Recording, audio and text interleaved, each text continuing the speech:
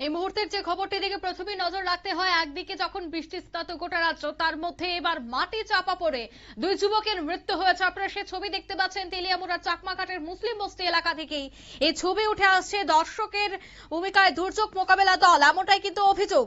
কাঠগড়ায় তেলিয়ামুড়া মহকুমা প্রশাসন দুর্যোগ মোকাবেলার নামে শুধু নামে বাহাদুরি, কাজের বেলায় কার্যত ঢাল তলোয়ারহীন নিধিরাম সর্দার, এমনটাই অভিযোগ। কারণ চাকমাঘাট মুসলিম বস্তি এলাকায় মাটি ধসে দুই যুবকের মর্মান্তিক মৃত্যুকে কেন্দ্র করেই এবার কাঠগড়ায় তেলিয়ামুড়া মহকুমা প্রশাসনের দুর্যোগ মোকাবেলা দল। অভিযোগ রয়েছে যে ঘটনাস্থলে পৌঁছালেও তারা কার্যত নির্বিকার এবং তাদের উদ্ধার কাজের প্রাণপণ লড়াই চালাচ্ছিল অগ্নিনির্বাপক কর্মী এবং টিএসআর এর জওয়ানরা। ঘটনাটি ঘটেছে শনিবার 7 সকালে কৃষ্ণপুর বিধানসভা কেন্দ্রের অন্তর্গত চাকমাঘাট মুসলিম বস্তি এলাকায়। আর সেখানেই কুঞ্জমুড়া এলাকায় 20 বছর বয়সী জেমস জমাতিয়া, 30 বছর বয়সী আশাহরি জমাতিয়া এবং একই এলাকার 30 বছর বয়সী অমূল্যধন জমাতিয়া একটি গাড়ি নিয়ে বাড়ির কাজের জন্য মাটি সংগ্রহ করতে সেখানে যান। মাটি কাটার সময় আচমকায় বিশাল মাটির স্তূপ ধসে পড়ে 3 জনের উপর। ঘটনা চোখের সামনে ঘটতে দেখে ছুটে আসেন স্থানীয় বাসিন্দারা। প্রশাসনের জন্য অপেক্ষা না করে নিজেরাই উদ্ধার কাজ শুরু করে। এলাকাবাসীদের তৎপরতায় গুরুতর আহত অবস্থায় উদ্ধার করা হয় গাড়ির চালক অমূল্যধন জমাতিয়াকে। তার পায়ে গুরুতর আঘাত লাগে, তাকে দ্রুত তেলিয়ামুড়া মহকুমা হাসপাতালে নিয়ে যাওয়া হয়। পরে আশঙ্কাজনক অবস্থায় তাকে আগরতলা জিবি হাসপাতালে স্থানান্তরিত করা হয়েছে। এখানে উঠেছে বড় প্রশ্ন, দুর্ঘটনার খবর পাওয়ার পরেও কেন সময় মতো পৌঁছাতে পারল না প্রশাসনের দুর্যোগ মোকাবিলা দল।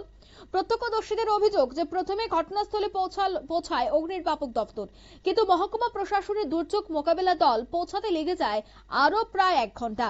আর পৌঁছানোর পরও তাদের ভূমিকা ছিল অত্যন্ত হতাশাজনক। বিভিন্ন ভিডিও ফুটেজে দেখা গেছে যে দলের সদস্যরা কার্যত হাত গুটিয়ে দাঁড়িয়ে রয়েছেন।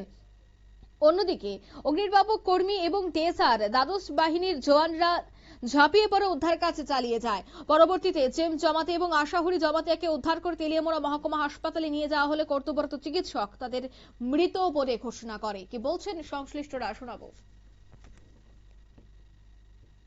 আমরা খবর পাইছি যে এখানে একটা ল্যান্ডস্লাইড হয়েছে, ল্যান্ডস্লাইডে মানে নিচে কিছু কয়েকজন লোক চাপা পড়ে হয়েছে।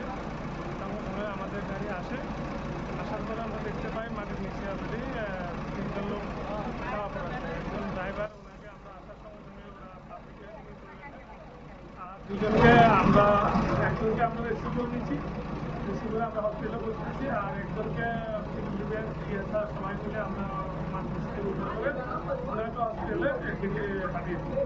তাদের অবস্থা কিরকম?